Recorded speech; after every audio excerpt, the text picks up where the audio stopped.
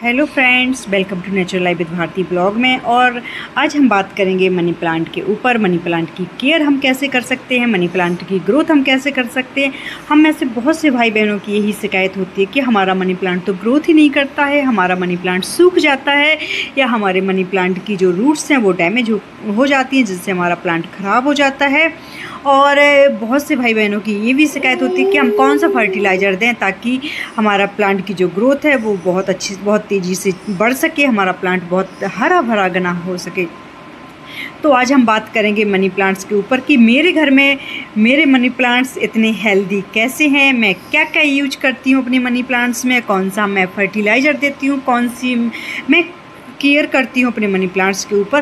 तो अब हम पहले बात करेंगे फर्टिलाइज़र की। तो मैं अपने प्लांट्सों को वर्मी कंपोस्ट देती हूँ। जी हाँ, ये संपूर्ण न्यूट्रिशन होता है किसी भी मनी प्लांट या किसी भी इंडोर प्लांट के लिए।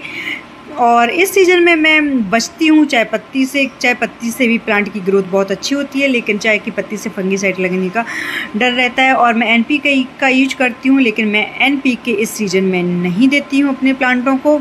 मैं इस सीजन में ओनली वर्मी कंपोस्ट ही अपने प्लांटों को देते हैं। और अब हम बात करते हैं कि हमारे प्लांट क्यों सूख जाते हैं।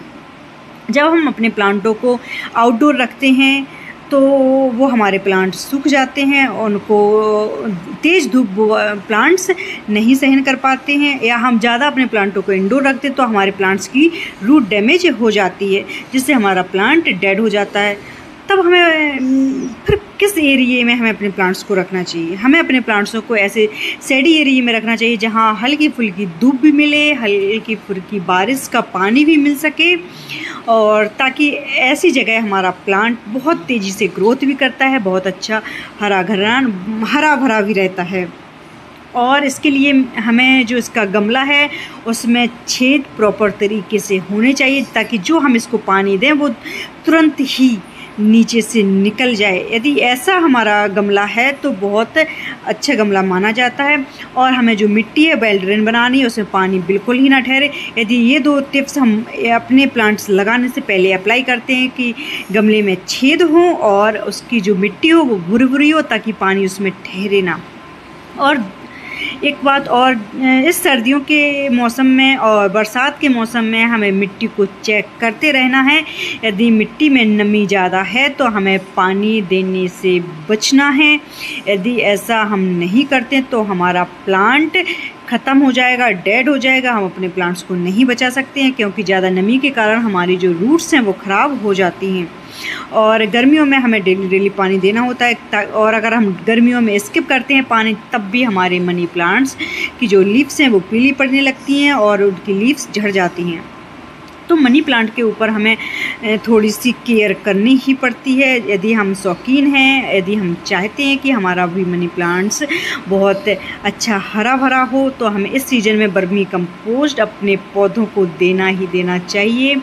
और इसके साथ साथ हमें पानी का नियंत्रण भी रखना है। पानी के साथ साथ हमें जितनी भी सूखी लीव्स वगैरह हैं उसको हमें हटाते रहना है। सूखी पत्तियों को हमें प्लांट्स के ऊपर नहीं रखना है।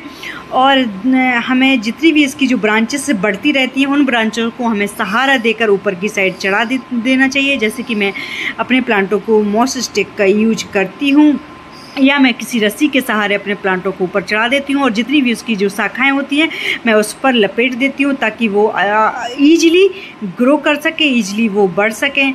और जब हम ऐसा नहीं करते हैं तो हमारी जो मनी प्लांट्स की शाखाएं हैं वो कहीं ना कहीं रुक जाती है, उनकी ग्रोथ बढ़ती नहीं है।